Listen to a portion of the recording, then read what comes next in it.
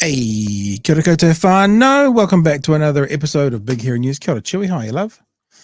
Kia ora, Pat. Doing well, my friend. I'm doing the professional newsreader shuffling of papers. So much news. I just not saw a speeding fine my wife got. Oh dear, oh dear. I just saw in the chat someone talking about in Auckland. It feels like you're living in a fridge. Hey, it snowed here today. We win. Snowing in Dunedin. Did you see any of the snow? I saw a very schizophrenic day out the window today. Yeah, sleet, glorious blue skies, sunshine, temperature dropped like 10 degrees in 5 minutes. Yeah. Super good. Yeah. Okay, so tonight we're going to have a look at Mihingarangi Forbes speaking to Jordan Williams at the TPU. Really bizarre conversation. Yeah, because Jordan talking about the treaty referendum bill, and Jordan continually going, well, we've got no opinion on that. We've got no opinion on that. And Mihi going, oh, so you're not going to say anything about it for the next year? And he didn't answer that part of the question. So we'll have a bit of a look at that as we go through the evening. And also, Mark Mitchell is in the news again at the moment because Christopher Luxon was challenged this morning if he was going to accept his resignation. Mark Mitchell said when they became government, so 10 months ago, that if the crime stats don't improve, then he will resign because he's the wrong person for the job. And the crime stats apparently haven't improved. But I'll tell you what, got an expert coming up shortly. Tamatha Paul from the Greens, Justice spokesperson, is also going to talk to us about that, and we'll get the whole lowdown on that as well. And then taking your chats and having a chat with you guys out there as well. But first of all, Chewy, I saw something today that I did actually want to share with you because it warmed the cockles of my heart. I don't know what a cockle is and where it sits exactly in my heart, but that's what it did. So I favorited it. This is at a Michigan football game today, apparently. That would make sense. Sunday, maybe Sunday. And the crowd had a bit of a chant going on, and I think I want to play it for you. I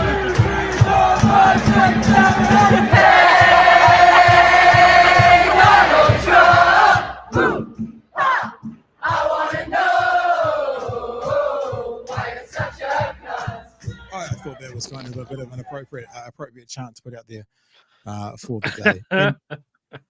And whilst I was here, I didn't show you this the other day, but speaking of Donald Trump, they're eating the dogs, the people that came in. They're eating the cats. They're eating the pets of the people that live there.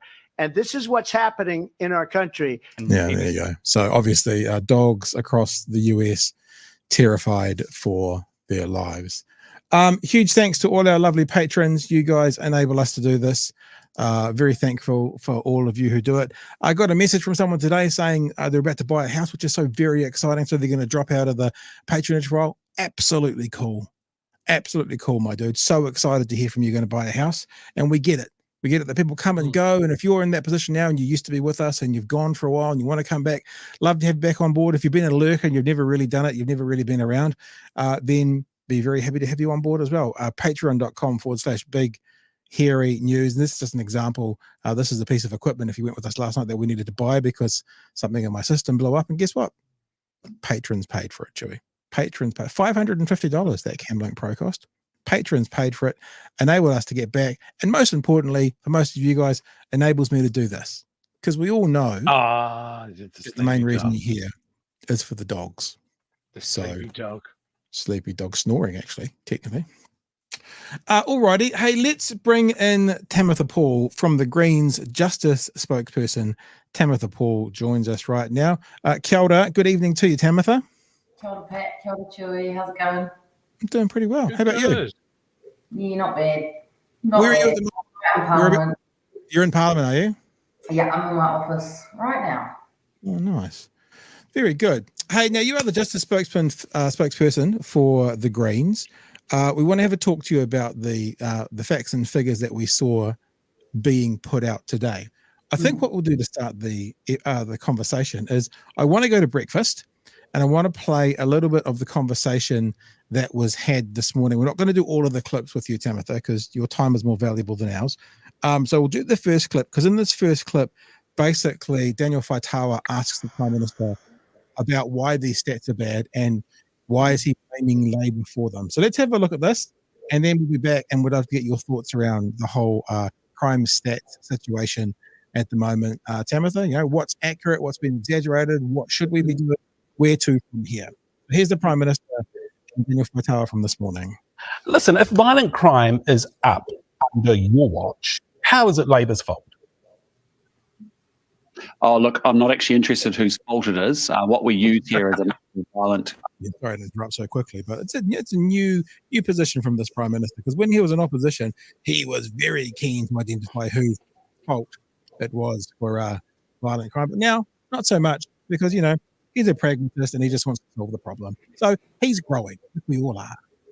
Oh, look, I'm not actually interested whose fault it is. What we use here is a measure of violent crime, which is over a 2-year survey. And essentially what we're saying is, look, it's up to 30,000 more people. We actually want it to go the other way, to have 20,000 less people impacted by violent crime. And that's why we're doing everything we can to actually do a series of things to make sure that we crack down on it. You always say that the previous government was soft on crime. Just what tangible Labour policy can you point to? Well, can you point to us tangible Labour policy was there that showed that they were soft towards criminals? Yeah, so essentially, as I've said before, you had a government right from the top that was soft on crime. The only crime target, frankly, was a 30% reduction in the prison population. We'd love to see that, of course, if there was a 30% reduction in crime. Sadly, over that 6-year period, we saw more violent crime, more retail crime, more ram raids, more gang membership. What we measure here, Daniel, just so that you know, is that what I've said is, look, there are things that the New Zealand people want us to do as a new government around the economy, around law and order, around better public services. Yes, and we've chosen 9 key measures that we're actually going to measure. What policy exactly? Just what policy? Well, as you can see, we've toughened up sentencing laws. We've got really tough gang laws that now have just been passed. We've got work on serious. I think he might have a communication problem with his earpiece, Chewy. I don't think he's hearing the question for some reason, because he sure as hell ain't answering it. Young offenders as a category for judges to use. We've got our military-style academies up and running with a pilot. We've got rid of Section 27 reports. We've got third strikes coming back in. There's a whole we've got 500 more police officers. We've got 800 more prison beds coming. We've got 700 more corrections officers coming. So, those are the things that we've done in the last 10 months to make sure that we have a full-scale approach to making sure we lower crime and restore law and order in New Zealand. But again, what we're doing here is we've set a 6-year goal. We're going to report on it every quarter. Some quarters, things at the moment have been going the wrong way, and we need to. In case you weren't aware, Chewy, they're going to win the next term. We're always thinking, is this going to be a one-term government? But he's just said they have the 6-year plan. So apparently they've won the next election already. So yeah, it does give us a Saturday afternoon off, I guess, in about 2.5 years, doesn't it? So, little mercies. To be able to pull them back down. We've had other things in our targets like emergency housing be very, very positive and actually get better results, getting people out of motels into permanent houses. But that's okay. What's more important is, what are we going to do about it? What are we changing given what we've been doing isn't working? That's the conversation that we're having with ministers and government agencies. And what are we going to do about it? And I guess, Tamatha, thank you for joining us this evening. That's where we're going to come to you. You're welcome just to respond to anything you've heard there. And what are we going to do about it? Kia ora, Pat.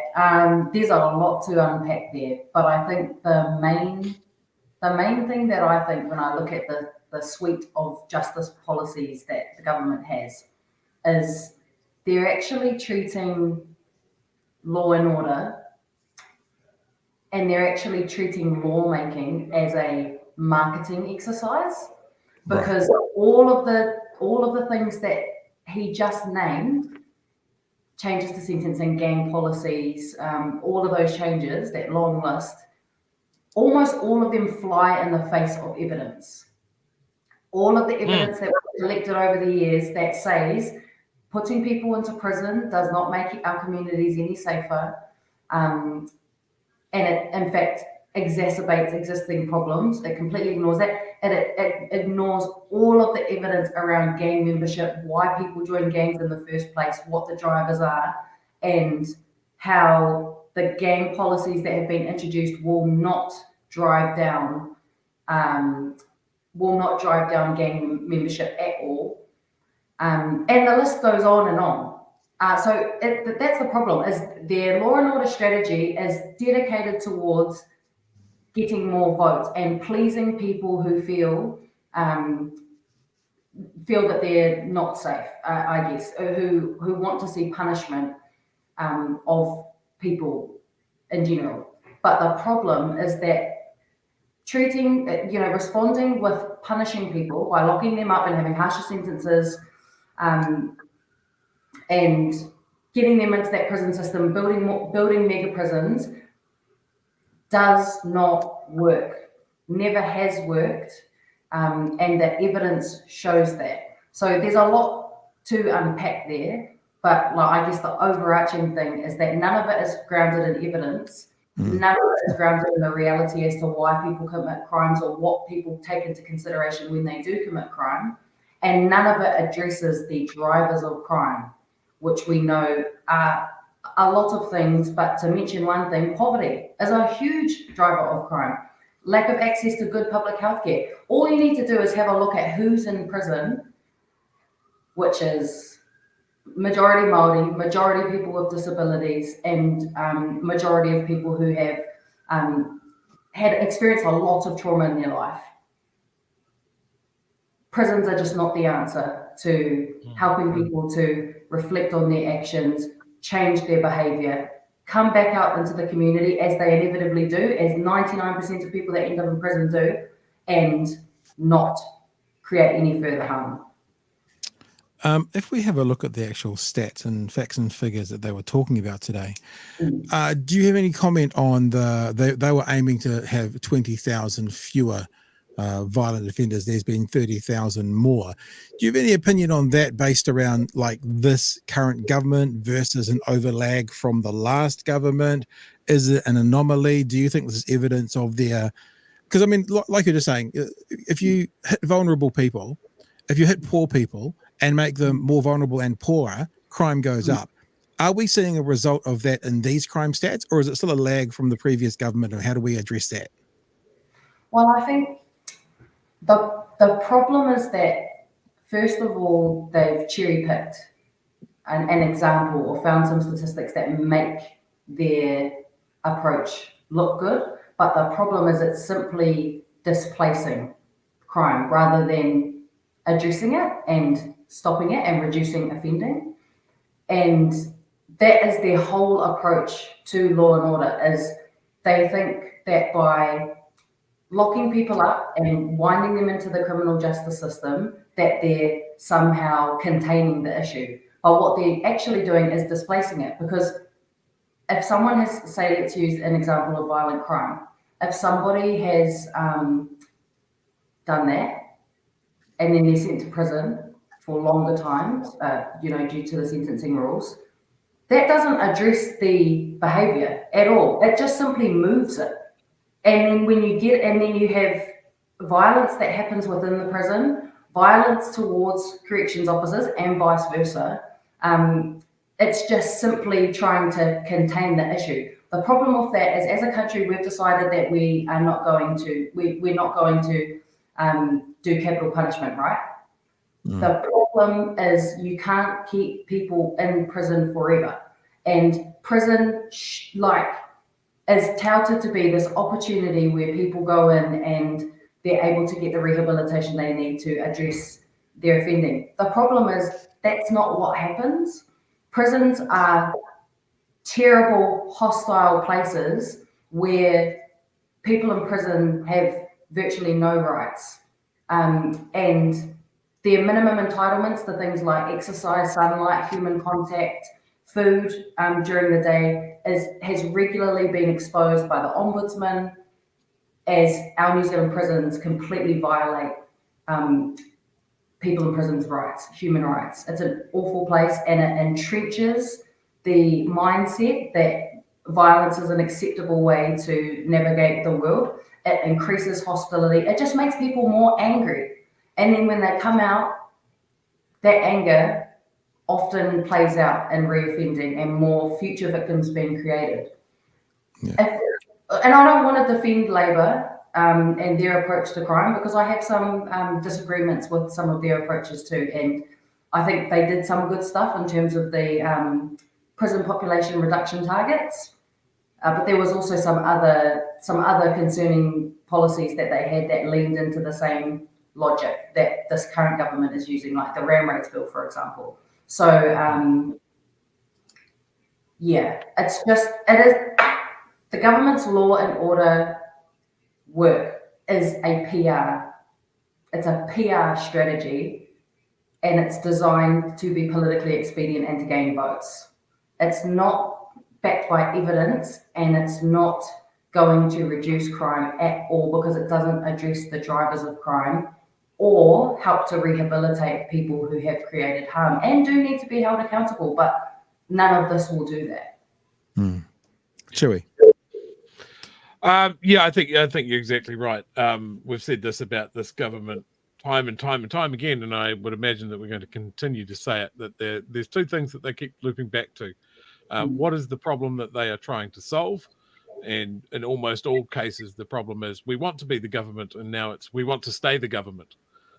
It's not about solving crime. That is a side effect of the machine that they've created, and it means that, you know, it's a feature, not a bug, right? And then the other thing is you might as well tack on, we have ignored all advice on whatever policy it is. Like if prisons were a solution, the problem would be solved because we've done big prisons, we've done harsh punishment, crime continued, and at no point have we really tried, has any government really tried to break the wheel that creates the cycle of crime? And it's with the kids. It's with the kids in the communities that the kids are in. If dad goes to prison, you can pretty much start taking betting odds at that point that the kid is going to end up in prison sometime in the next 10, 20, 25 years. And it's no way to be. It's expensive. It doesn't make anybody safer. So why do we keep just trying it again? And if I can jump in, if that's all good. Like, and this is why I'm not really interested in him talking about like whose fault it is, because like even the gang policy, and in that interview he goes, you know, he's trying to say, you know, we're cracking down on gangs are going to be miserable, blah blah. It's crazy that we literally just had the apology, the report into the Royal Commission inquiry into abuse in state care. And one thing that we found there was a report that came out in 2019, and it was from the chief science advisor to the Prime Minister, trying to understand the factors of minimizing gang harm and like what drives membership to gangs and stuff like that. And it was found that 80 to 90% of gang members were abused in state care. And it's like, you want to know who's responsible or whose fault it is that we have gangs? It's the state, the Crown is directly responsible for that. And what I'm nervous about is that they're trying to create this moral panic around gangs, around, you know, they're picking a very small part of our society to blame for law and order issues, whether that's, like you said, Chewy, our rangatahi, or whether it's gang members, without even attempting to understand what drives people to feel that they have to commit crime in the first place, and what totally messed up circumstances those people have been through in their life that might have attributed to that crime. And the other problem, sorry to go on a tangent, but the other problem is they're completely removing the ability for judges to be able to take those things into consideration. So there's like obviously this separation of power in New Zealand where the people that make the law shouldn't reach too far into the judiciary and how judges apply sentences and appropriate courses of action for rehabilitation. But they're just completely removing any ability for the judge to actually say, hold up, I've got this person in front of me. They've been, subject to severe family violence, all sorts of trauma. They've got a disability. They're mentally unstable. They are completely poor. You know, all the things that we see reflected in our prison population, and they've removed that because they're like, nah, we're not going to look at the evidence. We're not going to take a course of action that addresses people's circumstances and helps to address harmful behaviour and attitudes, we're just going to lock them up for longer. And it just, again, like you said, Chewy, creates that vicious cycle of people being caught up in that justice system for their entire lives. We had the quintessential, the perfect example of the ignoring the research last night when there was an article talking about 100 experts around the world say to this government, if you increase the speeds on the roads, people will die. And Simeon Brown goes, no, I don't agree with him. And that's it. End of conversation. So they're doing it. So there can't be a clearer example of how anything to do with the research or best practice or longitudinal studies just gets, or like a cultural report like you're talking about, just gets thrown out the window from these guys. Totally. And a prime example of that is Mark Mitchell, as you guys like to say. Mark Mitchell. There was a report that came out a couple of weeks ago, and it basically said it was an independent report, and they worked with police, and they're like, all right, there's an issue here. There is systemic bias and systemic racism within the police. And the police commissioner was like, okay, I accept the evidence. We need to build up trust with communities where there is no trust for the police.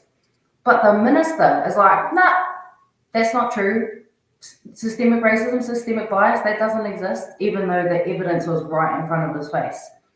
So they don't just ignore the evidence, they deny the evidence, even if it's public service evidence, whether it's research done independently, they just don't give a stuff about evidence, period.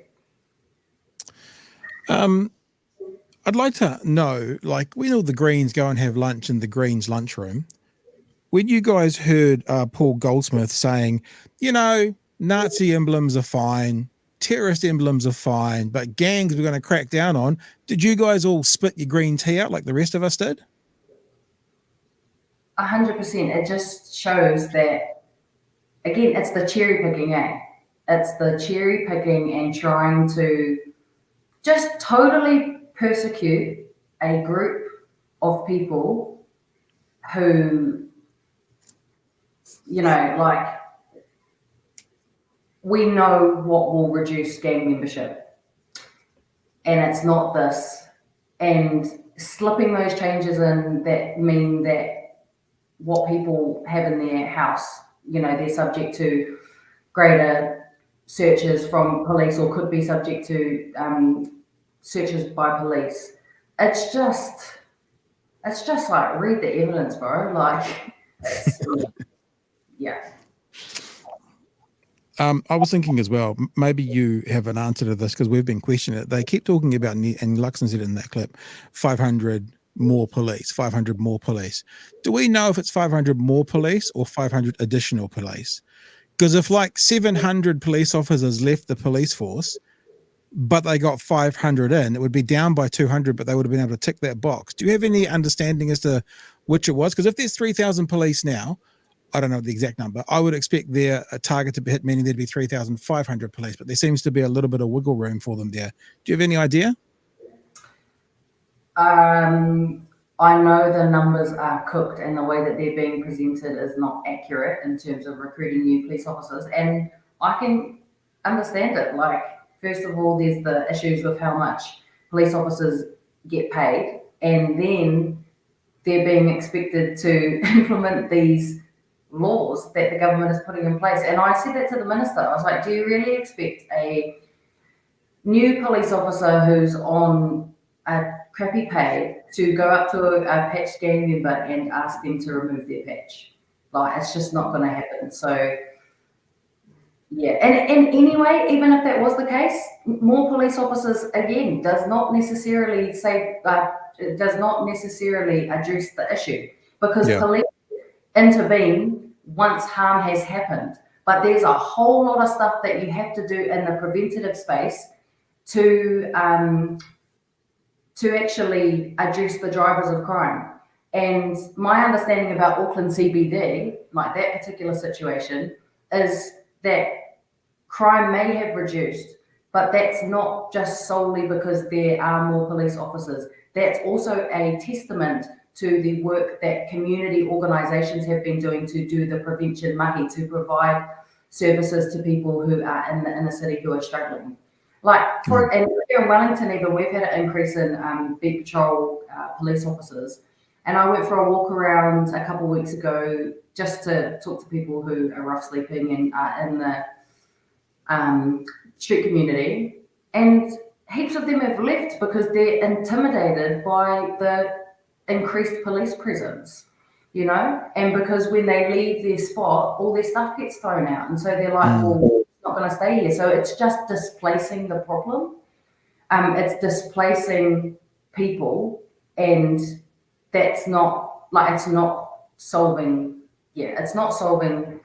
the reasons that crime happens in the first place. And more police officers does not necessarily equate to a safer city. Right. No, but it does equate to vibes, right? Because your average voter is out there going, now, I see police doing the beat, and I don't see homeless people that inconvenience my day. So big tick. You know, you're right. It's you know, we've got more police on the beat now to crack down on retail crime, and they've deprioritized family harm to do it. They've reduced court. Exactly. They've got the appearance of safety because people can more visibly see police officers. But like you say, they've completely reduced the amount that police can respond to family violence call-outs. Yeah. Yeah. And I heard in one of the conversations today them talking about technically Central Auckland's numbers may have gone down, but if you look like one suburb outside of Central Auckland, they've all gone up. So all they've really done is just push it out a few suburbs, and it's continued on. Tamatha, thanks so much for joining us tonight. I do have one other question, but it's a bit off topic. Hopefully you'll be okay with it. We had a bit of a conversation last night about Māori Language Week, and we were like, well, I was like, I don't want to drag Chewy into my terrible thoughts. I was like, you know, New Zealand Music Month, Māori Language Week. Does that mean we are like, you know, music's 4 times as important as Māori language? Is Māori Language Week a bit of tokenism, or do you think it's an important tool to kind of continue the growth and acceptance of the Māori language?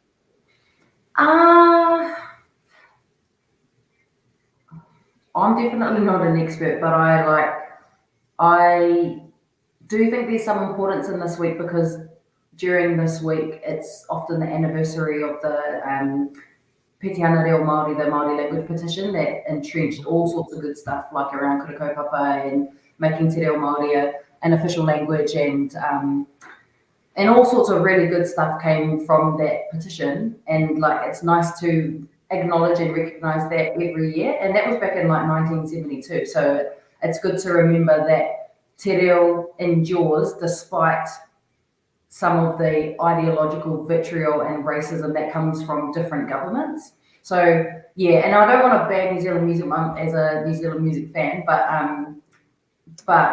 I do think it's really quite cheap to see you know, the government making TikToks and social media posts being like, "Whoa, it's Wiki o Te Reo Māori," while also completely policing and reducing the use of Te Reo Māori throughout the public sector, making cuts to Whakaata Māori, the only Reo Māori broadcaster in Aotearoa, and just continuing their complete attack, ideological attack on Te Reo and on Māori and on Te Tiriti, and, you know, Tametha, continue. But yeah, I would love for every week to be with your Te Reo Māori, but I do think there's a significance in us just stopping to reflect on the history and how far our reo has come, despite a lack of support from the crowd.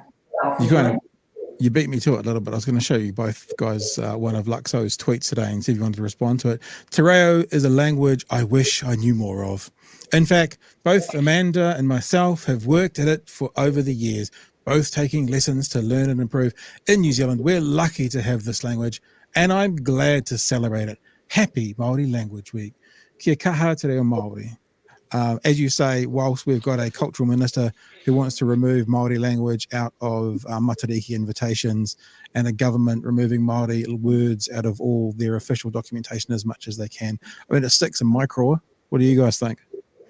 Well, even with the interview that we started the show with, Morena, Mr. Prime Minister, good morning. Yeah. Good morning. Could have responded in kind. Would have been such a gimme. Didn't think it was important enough.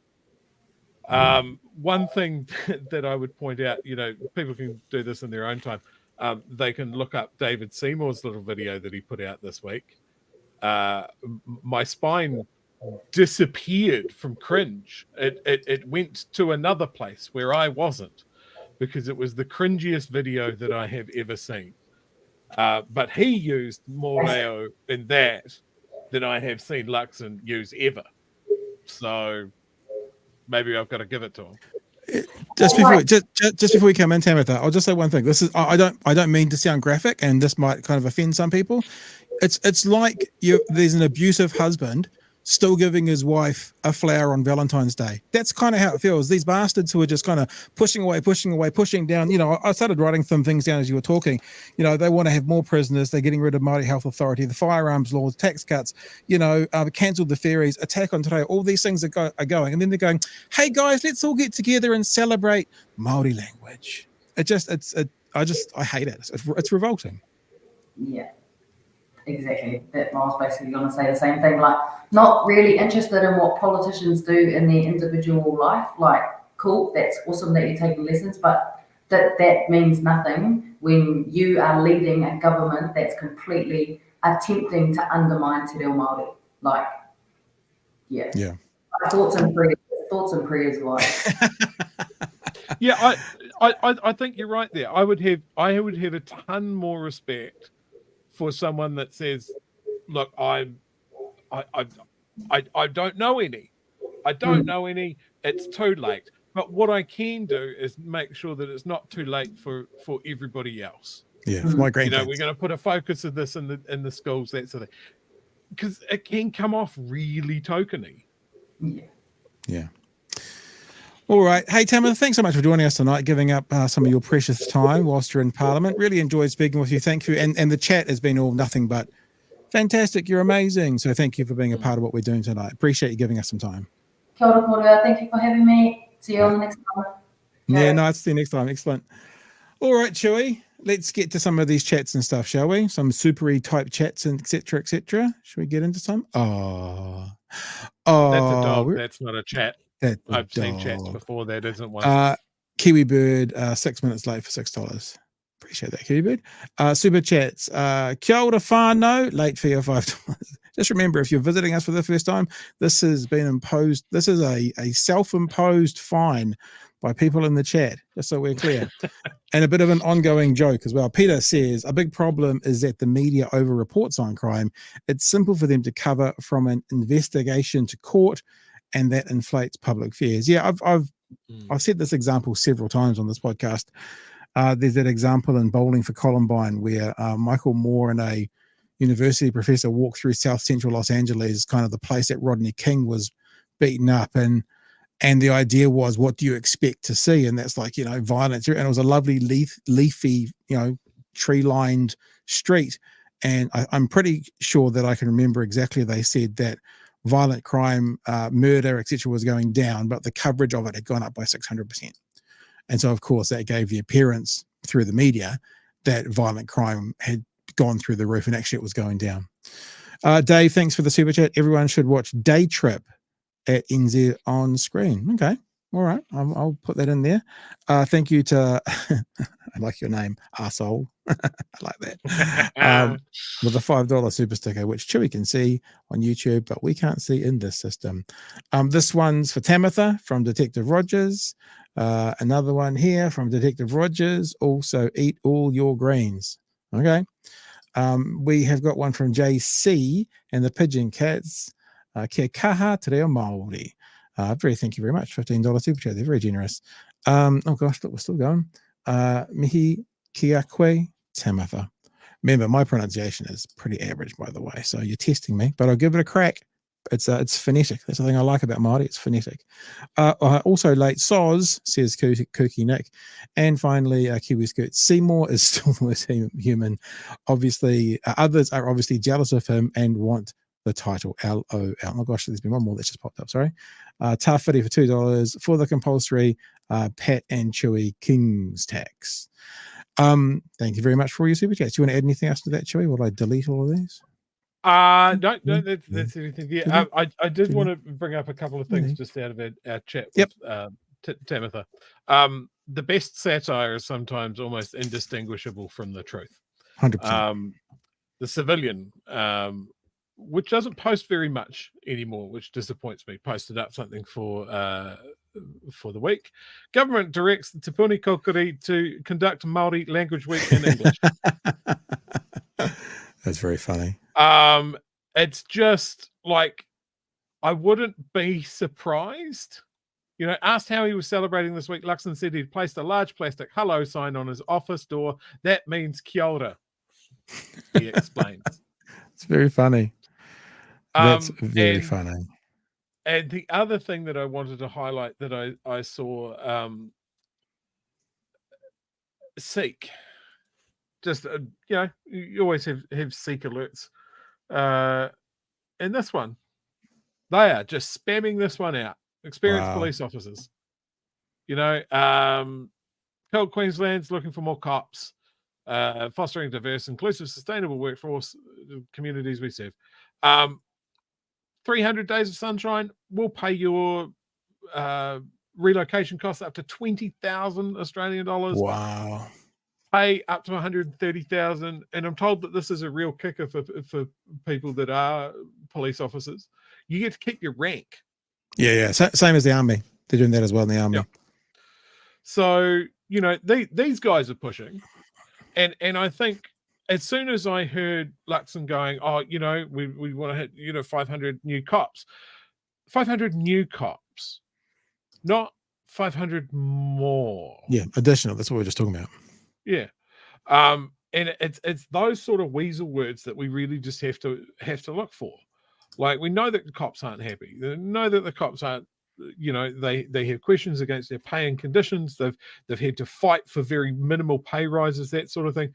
And then they're being asked to do more or more risky stuff with dubious efficacy. Yeah. I think just like we can see that it's an utter sham that is there for vibes and votes, I can guarantee you a lot of the cops do as well. And they're unfortunately the ones that have to then push that sham through. They're the ones that have to go up to the 17 gang members at a hui or at a tangi and say, excuse me, sir, would you mind taking that off? So it's like the government getting. I thought today, actually, I used to work for a radio station in Tauranga for about 15 months, and they had a really stupid general manager there. And the general manager, after every survey, would publicize the results, because there was a good period where this part, I was working for Radio Works was doing quite well. And then, of course, as is always happening, whatever NZME was before NZME, was that Radio Works? And me, whatever. They started to get dominance in the marketplace. And he kept paying to have a full page advert publicized saying, look how good the opposition are doing. On some level, I thought about Luxon in that today, because he's like, we're going to put out the results no matter what happens. And it just reminded me of this idiot general manager in Tauranga Radio who would publicize the opponent's good results. So if you're an advertiser, you're looking in the paper, you're going, yeah, Classic Hits is looking pretty good to go advertise with. And he's kind of put his foot in it. And I think in part, they thought this was going to be a piece of cake, maybe. We're going to get to this in a minute when we talk about confidence in Mark Mitchell. And it's a little bit harder than they thought it was. And some of the actions they're taking are adding to make it more difficult as well, Chewy. The other thing I wanted to say, just in passing about that interview, right? We were talking yesterday about how Luxon's too scared to go on Q&A. Yeah. And I think in that breakfast interview, we can see why. Like, yeah, breakfast is generally considered pretty fluffy softball, right? Yeah. But they were some great questions. Yeah. They didn't put the screws to him, but they were good questions. And he was terrible at answering them. Yeah. I especially like that part where he just jumped in and goes, yeah, Labour were terrible. I did say that. Yeah. Let's continue it, shall we? Christopher Luxon was on breakfast this morning, and I want to play you a bit, because, you know, last night, Chewy, I said, one of the biggest news stories in the country that they should be talking about, which no one is this thing that Paul Goldsmith said about, oh, you know, I'm obviously paraphrasing for comedic effect. Oh, you know, Nazis are fine, terrorists are fine. We don't need to go into their houses. Gangs, absolutely. And he was asked about it on breakfast this morning. So people were watching last night too. And you know, when I say that, you think I'm joking? No. We've been told by others in the industry that people pay attention to sometimes what we're saying, and it does filter through. I wouldn't be surprised if some producer from breakfast was watching the night before and went, oh, hadn't noticed that, because they were talking about it this morning. Let's have a look to the conversation on breakfast this morning, talking about banning gang patches, but not Nazi emblems. You just touched on gangs. We've heard you and the coalition government talk about getting tough on law and order. You're going to ban gang patches, Prime Minister, but at the same time, you won't ban Nazi symbols. No, Why? I've heard that somewhere before, Chewy. Why not? Well, I think you're conflating two issues here. We've got gang legislation going through the House. Well, no, even if yes, so what? Can we not walk and chew gum? We can have two different topics going on at the same time. So even if it is conflating, whether it is or isn't, doesn't matter. Which we are definitely going to go after gangs. We're going to make their life a misery. We are going to harass the gangs. Life is going to be very, very difficult for gang members. Talking points. No apologies about that. With respect to offensive symbols, we can have that broader conversation. But what we're talking about here is going after criminal organised crime about that broader gangs. Conversation. So will you ban Nazi symbols? No, that's not what we're talking about here. There hasn't been a conversation. Of course, Nazi symbols would get banned if you have a white supremacist group that's acting as an organised crime and it's in their insignia, obviously. But what we're doing here is we're going after gangs, and it's part of our full court press to make sure that we restore law and order. And so, yes, it means sentencing laws. Yes, it means more money for corrections. Yes, it means certainly serious young offender legislation coming through, and certainly very, very tough gang laws. Because many opposition parties will say that it is one rule for gangs and another rule for terrorists. Well, let's be really clear about this, Daniel. 1/4% of New Zealanders are gang members, and yet they generate almost 1/5 of all the serious crime in this. Notice the talking points about gangs, still not much interaction about white supremacists, terrorists, or Nazis. He gets asked a question, and the answer is gangs, gangs, gangs, gangs, gangs, gangs, gang, gang, gang, gangs, gangs, gangs. Country, whether it be kidnapping and abductions, whether it be serious violent crime, you've got 1/4% generating almost 1/5 of the violent crime outcomes in New Zealand. And so if we're going to be serious about having 20,000 less people impacted by violent crime. Sorry, I know I'm a snob when I do this. You're the Prime Minister. Fewer, not less, fewer. If you can count them, it's fewer. Now, I don't say this to anyone ever, but you're the Prime Minister of this country, and you're a CEO who's obviously written and spoken a lot. 20,000 fewer, not 20,000 less. You can count them. They're people. You can literally count them individually. If you can count them, it's fewer. Sorry. And so if we're going to be serious about having 20,000 less people impacted by violent crime, we know one of the major things we have to do is get really tough and clear with gang members. That is not a life for a young person going forward in New Zealand. They want the rights of being a Kiwi, but they're not prepared to take the responsibilities and the duties that come with being a New Zealander. And sorry, but we're going after them really hard. Do you know the thing that he misses? This is actually really important. This is not the life for a young New Zealander. Some of the policies and some of the ideas they're bringing into society is making that a viable life for a young New Zealander. What they're talking about doing to beneficiaries, what they're talking about doing, forget the actual beneficiaries, but the kids of beneficiaries, what they're actively doing with some of that stuff is going to be driving young people into the open arms of gangs because they don't want to live off one chicken bone in the stew anymore. They want to have more to life, but they actually need it from somewhere, and it's going to work. So on one hand, they're saying we're going to be really tough on these gangs, and then what they're not also saying is, and our policies are going to drive more people into them. I fully believe that, Chewy. I think it's just utter cluelessness. Yeah. This man, who he's not spent much time in New Zealand, he spent decades away from New Zealand, let's be honest, has never had any interaction with anybody in a gang, has refused to talk to anybody in a gang, does not understand how they work. He does not understand their lifestyle. He does not understand their life cycle. He doesn't understand how they recruit. If he did, And it comes back to just an adage that can be written in stone. It is always true. Know your enemy. If you want to defeat your enemy, you have to understand him. He does not understand New Zealand gangs. He hasn't put the time in it. He doesn't want to listen to the people that do know the gangs. He won't hit them in a place where it will work. He is going for the surface. He is going for the image. Yeah. And that is just one tiny part, and one that puts him very close to breaching people's human rights in doing so. Yeah. He does not understand this. Yeah. The other thing, and I see people have been mentioning this in the chat, and I apologize if you've mentioned it and I haven't brought it up, but Sarah reiterates it. The big, massive Comanche operation that happened today, apparently there's like 92 Comanche in New Zealand or something, and like 80 of them are now on charges. TVNZ, I think on purpose, were very clear to say this has been a 3-year investigation. That means this was started and implemented under Labour, and you watch this government come out and take credit for it. If they look, they're allowed to take credit for it because they could have stuffed it up.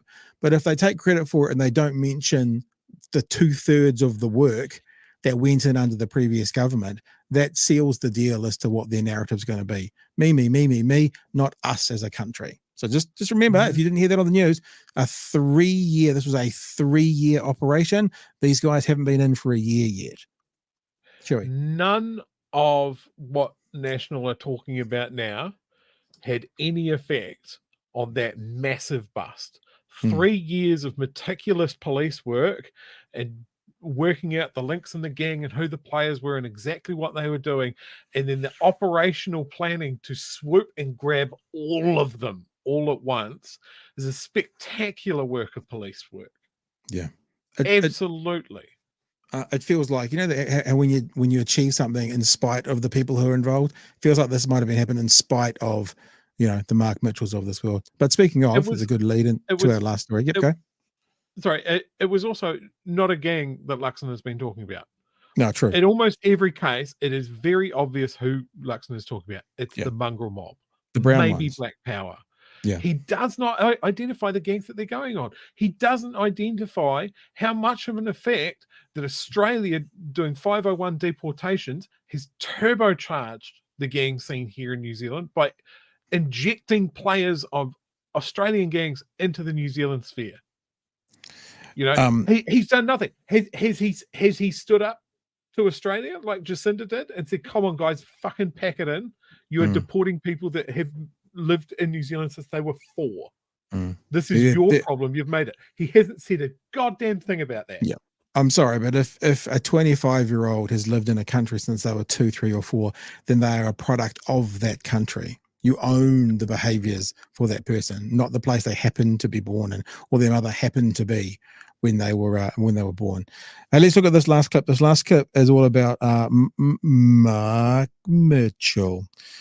I have to say, I mean, it's a little bit mean, but that's obviously gone around. You hear Tamatha referencing us saying it that way as well. So these nicknames, they stick. They're not really fair. But I think about it when you go like that. Now we've got a story about Mark Mitchell. I'm kind of expecting it to be like the latest from Parliament. He's got his hand caught in a vending machine. Mark Mitchell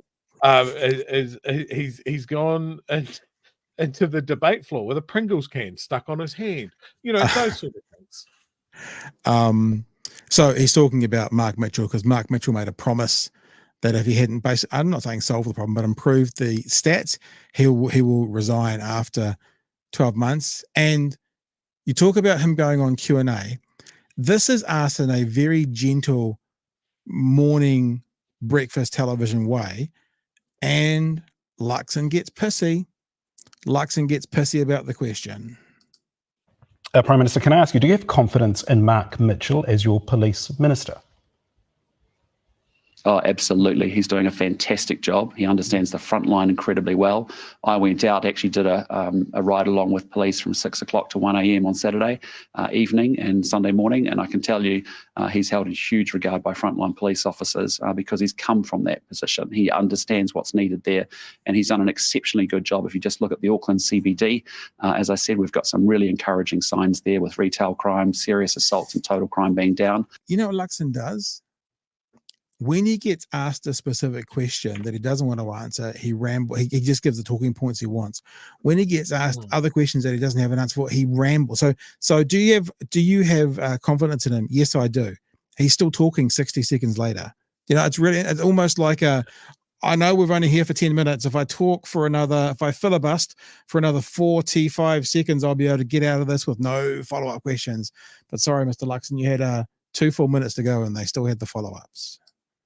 By virtue of the way that he's choosing to work differently with different agencies to get better results. I only ask that because it appears he shouldn't have confidence in himself. Here's what he told News Hub a year ago. Take a listen to this. You're going to have to start to see changes in 12 months. If you don't see change in that first 12 months, will you stand down? I will resign. I'm not the right guy for the job. If I cannot do that and I cannot deliver that, then I will resign. Oh, that's pretty clear. So has he handed in his resignation? Say that again, Drew. That's pretty clear. There's not a lot of wiggle room in that statement. No. And when did they form a government? Was it November, December? So at the moment, we're seeing crime stats go up. This is also either the arrogance of the man to think it's a piece of cake or the stupidity of the man to offer this when he didn't realize how serious it was. Either way, not a good look. And surely, as soon as this is coming as the Prime Minister, you know, things happen. Like when Goldsmith said that thing about Nazi emblems, I'm imagining all the kind of advisors and stuff did that face slap thing. Oh, and when he said this and the Prime Minister realized it's coming up, he must have done an internal face slap because, yeah, really not helpful. It doesn't really make you look like you're achieving anything either. To deliver that, then I will resign. So has he handed in his resignation notice, Prime Minister? No, what a load of rubbish, Daniel. I mean, that's absolutely rubbish, and that's a really poor question. He's doing an exceptionally good job. He's doing a fantastic job. Yeah, but hang on. Mr. Luxon, you're into KPIs. You're into outcomes. We heard this for a year before the election. Outcomes. He's doing a really spectacular job, you're saying. It's not what the outcomes would say. The outcomes would say violent crime is increasing, and he's not. So which is it? Is it letting people to get there and just find their way through it? Or is it demanding KPIs and demanding outcomes? Because he's not doing that at the moment. So which is it? Or is it just that you're embarrassed and you have to stand by your man even though you know? Either. Okay, so what are you lying about? Are you lying about wanting to get outcomes, or are you lying about Mark Mitchell being good at his job? Because you can't have both. Fair enough, Joey? Yeah, absolutely. Yeah. All right. And that's a really poor question. He's doing an exceptionally good job. He's doing a fantastic job. As I said to you, he's getting different results in Auckland CBD. As I said yesterday, I'm going to come out. I'm going to tell you when our results are not going in the right direction. Yeah, this is the bit that made me think about that radio GM. Straight up with the New Zealand people. That's what I've committed to do. I've set targets. I have quarterly action plans. And by virtue of this target, we're saying there's a lot more for us to do around violent crime. And that's why we're accelerating our sentencing laws. And so you that say we can the police actually make sure minister's doing an violent criminals are exceptional not job. in our What community. is he doing? He's doing a great job. To bring those numbers down. If he's doing an exceptional job, what is he doing to bring those numbers down? Well, I'll just say to you, I gave you an example, the work that he's done on Auckland CBD, for example, in the last few. So that means you've got a 3 kilometre by 3 kilometre by 3 kilometre square that he's functioning brilliantly in. What about the other, however big New Zealand is, 150,000 square kilometres? What about that? Okay, let's forget Auckland Central. Let's give him a tick for Auckland Central. That's like 1/10 of New Zealand. What about the other 99.9%? How is he going there? Mate, if it's south of the Bombay Hills, who gives a fuck, right? No, like this is ridiculous. Like both Mark Mitchell and Luxon have painted themselves into a corner here, and just to fire back, to go on the offensive because you've been asked this. Oh, that's a pretty shitty question there, Daniel. No, it's not. It's a really clear question. Your minister has said something. He staked his job on his results, which a lot of politicians do. And you know what? when they turn around and they go, oh, well, it's just rhetoric, everybody loses trust. Yeah. So what's more important? Yeah. You want to be seen as a leader, call your minister and go, well, you got 4 weeks to turn it around, buddy. Just also, okay, so think about this. If this was the CEO and one of his leaders of a department missed all of their targets, so what are you, Luxon? Are you in there because you want to run the place like a CEO? Well, this department head has not only failed in reaching their targets, they've gone backwards. Are you going to say, no, he's doing great, he's doing fantastic? No, he's doing really, really good. He's doing a really good job and all his staff like him. Or are you going to actually be a leader? I don't think you would do it if you were the CEO, unless you were a shitty CEO. But potentially you might be a shitty prime minister. Let's check out the last 20 seconds. I'll just say to you, I gave you an example. The work that he's done on Auckland CBD, for example, in the last few months has been, it's got us a completely different result from what we had. We can look at the Auckland CBD. We can see the results under our government versus the previous administration. What you're talking about is the 30,000, violent crime data, which is a 2-year lag effect. Arguably, you could say we've got about a quarter of it from our government, but I don't really care. Well, hang on. That means you're still admitting, even you're admitting to 7,500 more additional, because that would be a quarter of 30,000. So that's still not an out. I don't know what you just thought you did there, Luxon, by having an out. That means you've admitted that you are responsible. Now, I'm not saying this is accurate. You might be responsible for, but you are acknowledging that you are responsible for 7,500 additional violent crimes above what you were saying. So you've just said it. You just said I'll take it back. Ask for a quarter of it. Quarter of 30,000 is 7.5. So you're still out. You were supposed to be minus 20 and you're plus 7.5. And you're thinking that's okay? 2-year lag effect.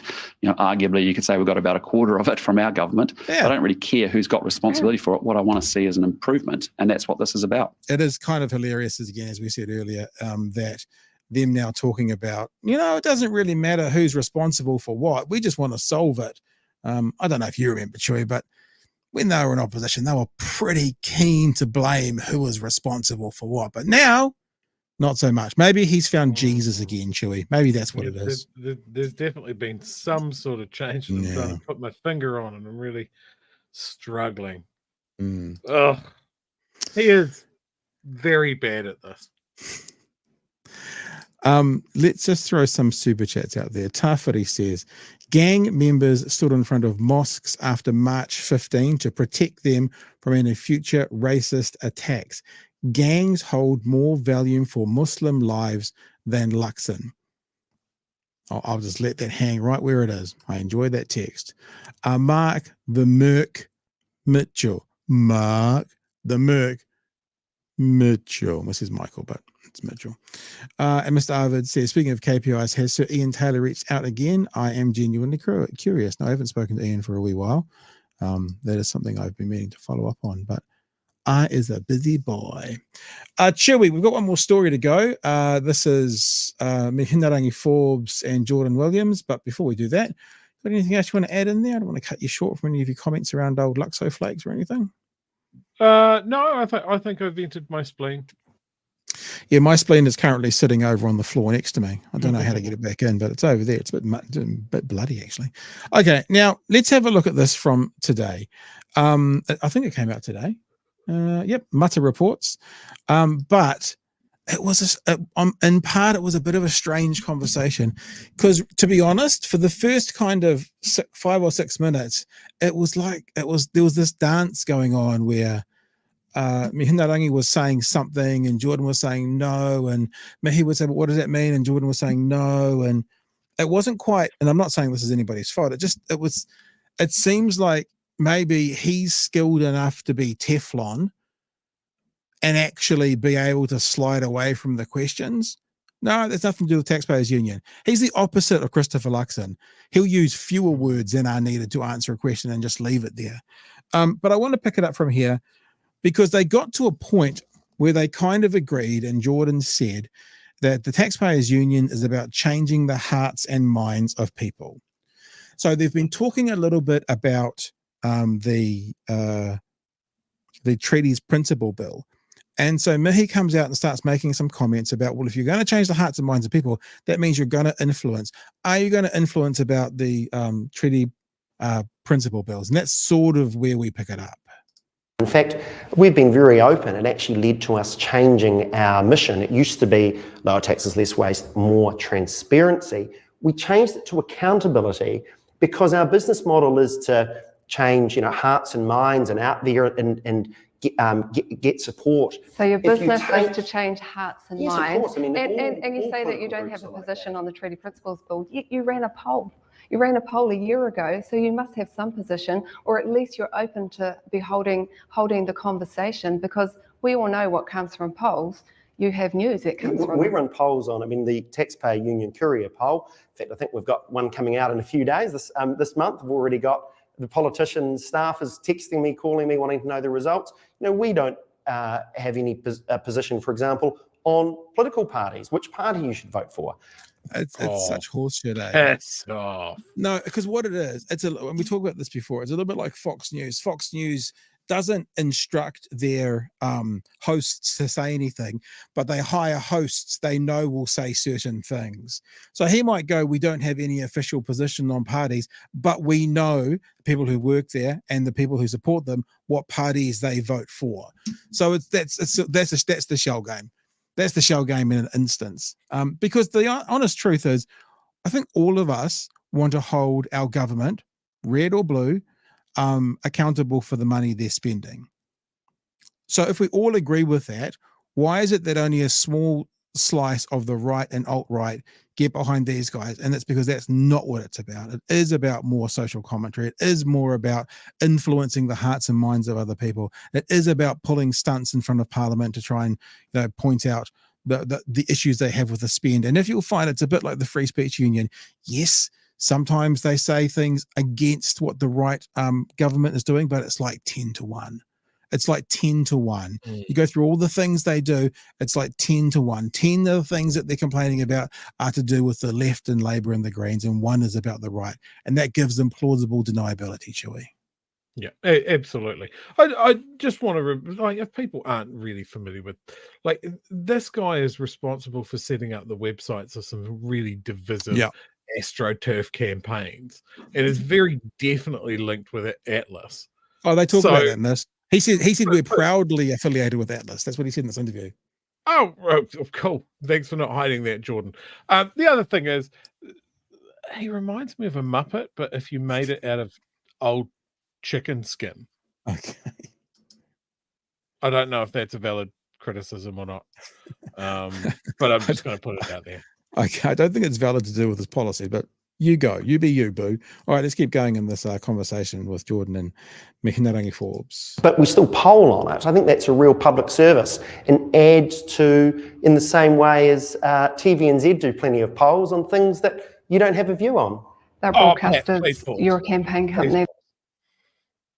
Is he conflating his poll, his discredited poll, with TVNZ?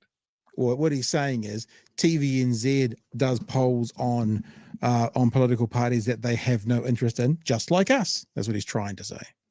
Yeah, but his poll, just to stress, has recently been completely discredited. Well, actually, and he's just said they are about changing the hearts and minds of New Zealanders. So his polls are about changing the hearts and minds of New Zealanders, whereas TVNZ's polls are about informing the public. Because Jordan just said it, about changing the hearts and minds of New Zealanders, and we do polling. So therefore, that's their principle, their philosophy is about changing the hearts and minds of New Zealanders. So therefore, you'd have to assume that everything they do, including their polling, is about changing the hearts and minds of New Zealanders, which a media company, a news media organization is not. Keep going. Yep. That might be the difference. Can I ask you, in terms of the Treaty Principles Bill, who's informing your opinion? Are you starting to develop some of those? Because you're going to lead some of the discussion and the narrative for the people that you represent. So I'm interested in who's informing you on the aspects of te tiriti. We'll just come back. The board has, as I said in that original email a year ago, it's just not in our wheelhouse. If the government were to go and spend $1 billion on advertising on one... But Chewy, as you've just said, they'll set up websites and help AstroTurf groups and it becomes part of their wheelhouse. So, you know, it's a bit like if you want to launder money through the casino may do it inadvertently, but their hands are still on part of the process. If you're not going to do anything through Taxpayers Union, let's say about co-governance, but you do all the stuff and start up the websites around Three Waters, then you can wipe your hands, but you have actively participated in the changing hearts and minds of New Zealanders around Three Waters. So you don't just get to wipe your hands of this if you've been involved with helping other groups whose remate it is to do that thing. Side of the referendum or something like that. Sorry, Trey. Everybody's rates bill should come with a taxpayer union handout that says this rates bill is thanks to the Taxpayers Union because we stopped Three Waters. This rates bill is brought to you in association with the Taxpayers Union. Thanks, Jordan. Something like that. Will that work? Yeah. All right. Of course, because then it would be a spending issue. But I mean, fundamentally, of course, you know, even among, I'm sure, and among even some of the leaders in the Taxpayers Unions probably have diverse views. Reasonable minds can differ on these issues, and because it's not core, it's not within our wheelhouse, I highly doubt the Taxpayers Union would. It's not core, it's not within our warehouse, but again, we will support other groups whose core it is. So we're not going to do it. We're going to wipe our hands of it, but we're going to set up them and their websites and they're going to make it their core. That's what I'm hearing. But you hosted Lord Hannon, who came here and talked about Te Tiriti. So you are hosting, you are initiating discussions and debates. Is it even fair to say that you don't have a position when you invite Lord Hannon to talk about treaties? Well, we're here to talk, we do defend, and we staunch defenders of democracy. And in the context of something like Three Waters, which is obviously all post-1840 assets, it's a little bit of a fudge to try to shove that into some sort of treaty overlay on it, and we rightly pointed that out. But we come at it from these are ratepayer assets, they're funded by our members and supporters, and so we should keep that democratic accountability and control. Lord Hannon actually wasn't here to do with the treaty. Lord Hannon was here because it was our 10-year... And what did he talk about while he was here? Party. You must have known what he was coming for. Much of his conversation was about treaties, Indigenous treaties around. Did you invite any iwi leaders to that hui? Well, he was the guest speaker. We had one guest speaker. You're talking about democracy. And you represent all taxpayers. Did you invite any iwi leaders? If you want to play that game, you know. What, the game where she catches you out and puts your words back on yourself because you said it's about democracy, but you didn't provide an opportunity for a democratic conversation around treaty issues by ignoring the Māori community and iwi and just bringing in Lord Hannon. Is that the game you're talking about, Jordan? Because if that's the game you're talking about, I think she won that game. Chewy. Keep going. You all right? Yeah.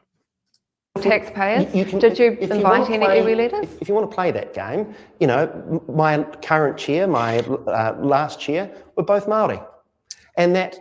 I know a Māori, so I can't be accused of various anti-Māori sentiment. Such bullshit. Because I know one. Who's right through when we first had to touch honestly, democracy don't issues. think that those two individuals would say that they were treaty experts. They're not elected. They're not elected. Because you're using them as people that you've invited to the hui. I'm asking you, did you invite any of the wider Māori community, iwi leaders, academics, treaty experts? Unless they're members and supporters, it's not a question we ask our people, in terms of when you join, we don't ask, for example, your profession or whether you're an iwi leader.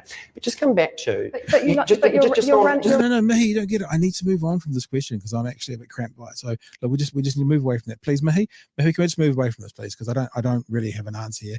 Because what he's about to say is basically if you're a member, you got an invite. If you're not a member, you didn't. But hang on, Lord Hannon wasn't a member, so you had speakers. So in a democratic process, wouldn't you want to get a broad perspective of conversation? And that's just what I guess we're wondering now. Profession or whether you're an iwi leader. But just come back to... You're running campaigns and discussions that are central to the nationhood of Aotearoa. But it seems to be that you're running one view only. You seem to be mistaken that we're really interested in the treaty or issues. Well, no, we're not, except for when it fits within our mission, which is that democratic When does- accountability. And Okay, Lord so- Hannon, so- sorry, can I just be really clear on this? Lord Hannon we didn't invite him over to talk about the treaty. The reason we had Lord Hannon over, it was our 10-year event. One of the, frankly, I think a laundry list of mistakes in that earlier documentary was it said that I met Lord Hannon through the Atlas Network. Totally untrue. Like, absolutely bananas untrue. We didn't say that, Jordan. It didn't say that, Jordan. I watched the video this morning. We absolutely did not say that. And it said, I can absolutely assure you, I did not meet Lord Hannon through the Atlas Network. I know because I met him it was the European... That's great to know, but we didn't say you met Lord Hannon through the Atlas But group. you implied again, because your only link to the I'm Australian referendum was through Atlas. That was the only link that made us relevant for the story. And what I'm telling you... Not necessarily, because as a campaign organisation in Aotearoa who runs narratives often, like on Three Waters, like on anti... You can't really challenge it now, Jordan, because you just said changing the hearts and minds. You've just said it. We run narratives, changing the hearts and minds. You don't do that other than putting a narrative out there. Co-governance, you are powerful. You're all but powerful for the narrative of Aotearoa. So on something that's so important, like the founding document of Te Tiriti, that's why we are asking the question of you, is what would that look like? What is the position on that? So are you saying that you won't be running any campaigns? You'll have nothing to do with... This is a bit like Mark Mitchell. Careful what you answer here, Jordan. Now he's about to ask you, so therefore you're saying you're not going to have anything to do with commentary around utility. That's what she's going to ask you. Be careful what you answer. And so are you saying that you won't be running any campaigns? You'll have nothing to do with the bill? Well, I've just said it's not in our wheelhouse. So there will be absolutely no participation? I can't see why the Taxpayers Union would fundraise for a campaign that's not about tax, spending, democratic accountability. What do you think the benefit for taxpayers will be if the Treaty Principles Bill is passed? I've not really turned my mind to it. I think, again, reasonable minds can differ. One of the great things about think tanks or pressure groups is we can pick what fights we take on. And on things like, a great example would be, I'm a monarchist. My co-founder, David Farrer, is a staunch Republican. Do you know what? I just do not get emails from members and supporters when the Royals come to visit about the cost. Again, reasonable minds can differ on it as an organisation. If someone if journalists came and asked, do you think that that this cost is reasonable? Cross that bridge when you come to it. You could make the arguments that the status quo is cheaper. Similarly, on something like treaty principles, it's very hard to challenge. Democracy has a cost, but unashamedly at the Taxpayers Union, we're Democrats. Tēnā koe, Jordan. Thank you for There your you time. go. The Democrats. Look, my main takeaway here is the Taxpayers Union doesn't know what words mean. Taxpayers Union is not a union. Has never been a union. Never published their roles. Never published how they get funded. The other thing is, Jordan loved mentioning that he's all about democracy, while he exists fronting a lobby group that is there to put their fucking thumb on the scales of democracy. Hearts and minds. They want the votes of their supporters to mean more. This is what I don't like about lobby groups of any shade. Like, if you've got money to run billboards and polls and AstroTurf campaigns and send farmers from one end of the country to the other on tractors up roads because they're unhappy about something, to absolutely derail something that was going to mean lower rates for every person in this fucking country, because of racism, and then to go, I've never turned my mind to the treaty. Bullshit. If this man turned up on my doorstep with a little briefcase selling some fucking cutlery set or something, I'd throw him out. He's a greasy little toad. I've seen salespeople like him in shops, man. Like, just his turn of phrase towards me made my skin crawl. I know. Definitely didn't improve his standing in my mind. I know the exact. And for some reason, I'm even surprised about that. I know the exact moment as well that you did that. Because I can show it to you. It's right here. It's this moment when he was talking about being a monarchist and a Republican. It was that moment. That was the worst moment. The smirk. I dislike him so much. I dislike what he does. I dislike what he stands for. I dislike his turn of phrase. He's got a very punchable face. There's just so much going on with him.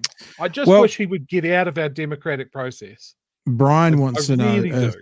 Jordan and David are dating. So, Supergen, thank you for that.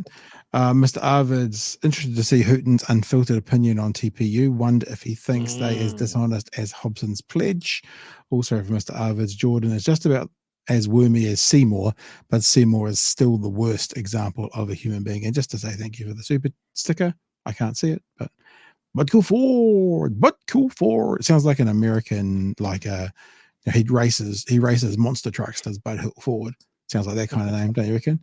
Oh, and there's one more here as well. Tiffany says, Māori here. Nice. Mihi asked the questions running through my head and mind. Should have a behavioral analyst watch these political videos. Old as fuck.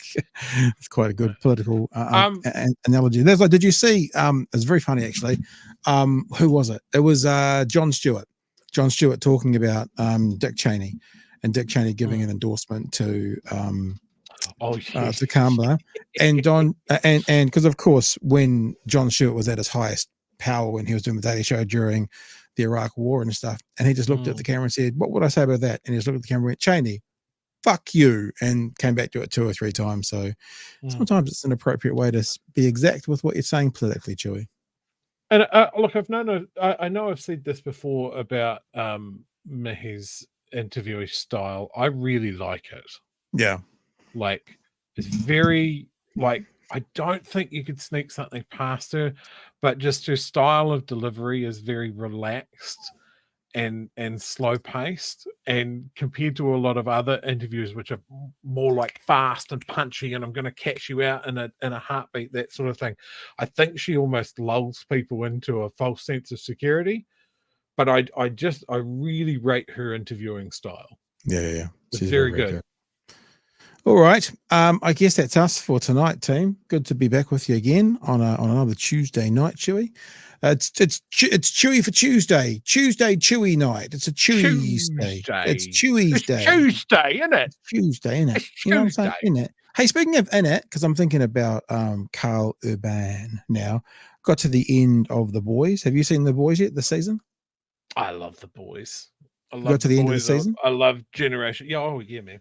Yeah. Absolutely. So I thought, and I didn't realize, I thought that they were definitely wrapping up. No spoilers here, team. I thought they were definitely wrapping up to be the end of the whole thing. But that last episode, it's like, okay, here we go. Yeah, all the reveals and stuff that happened in that last 2 episodes, and then all of a sudden I was like, okay, there's a whole new storyline coming now.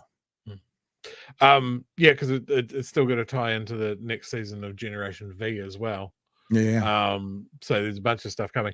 I have started rewatching a TV show because I noticed the second season has just started, and my partner hasn't watched the first season. I really rate it. Tulsa King with Sly Stallone in it. Right.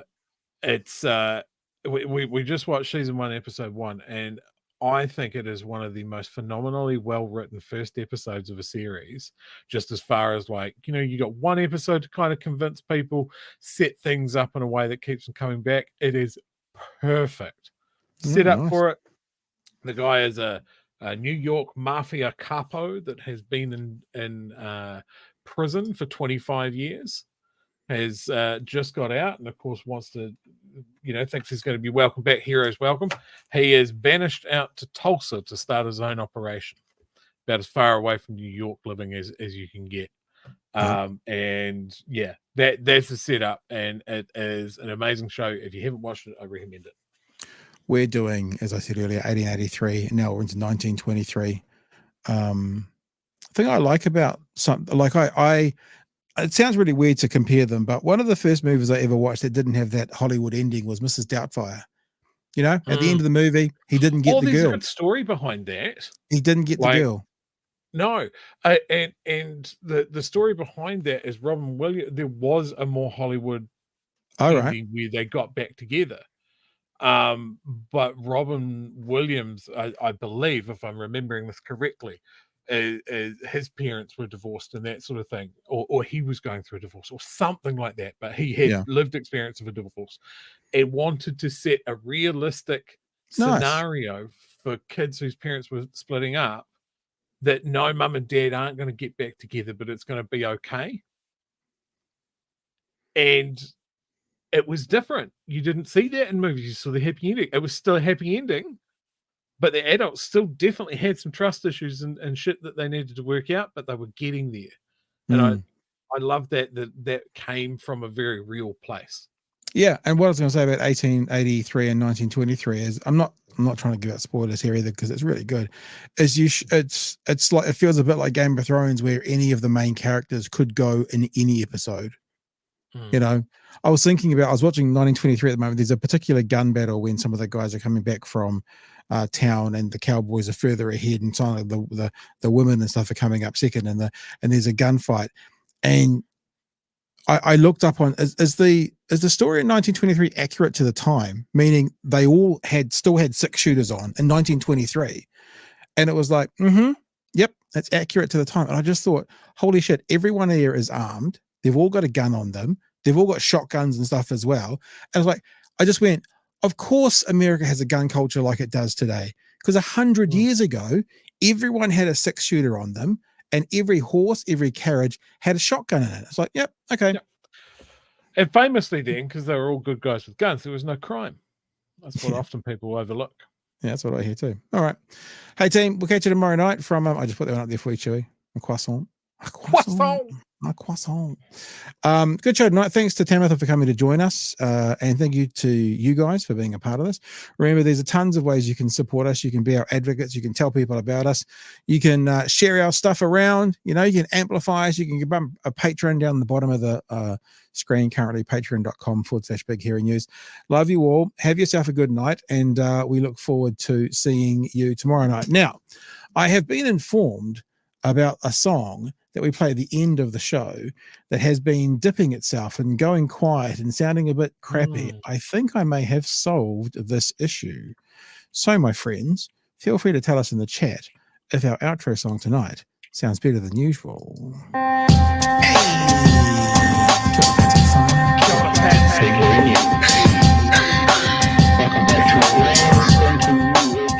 Help us settle a debate. Oh, there's the dip. That's where the dip is. It's a fine line that we're walking together. For better, push aside the temptation to berate. Let's take a note of the corners we stand in. As many points as the hairs on my chinny chin chin. When the news that we're watching is hairy, knowing all the things that we need to be wary of. Like the rich have the hand out for rewards, while the many have to work out what they can afford. And the rest of us ain't paying attention, or maybe have questions we're too worried to mention. Other media is still dwelling on trivial facts, vetting bees from the rice and the mice from the rats, and picking and choosing a war path to run, linking ourselves with the hill to die on. It's gotta come down to a welcoming vibe, with an A and a self and a higher in mind. All heavily neither this way or that, and will be analyzed by both Chewy and Pat. With the evil in the world trying to mess with your head, and you're sitting on the couch, you're thinking chivalry still. Each night, 2 nights, they're gonna sing you to bed. Big Hairy News. Well, Fano, I see you all saying it sounds soft. I've just changed a couple of settings right now, so we'll see if the last bit sounds any better. Good to be back with you tonight. We'll catch you all tomorrow night from 9 p.m. for another edition of Big Hairy News. That's it for me, Chewy. Cheers, fam. Have a good evening. I was going to say weekend, but way too early. See you from 9. Hooroo. Cheers, fam.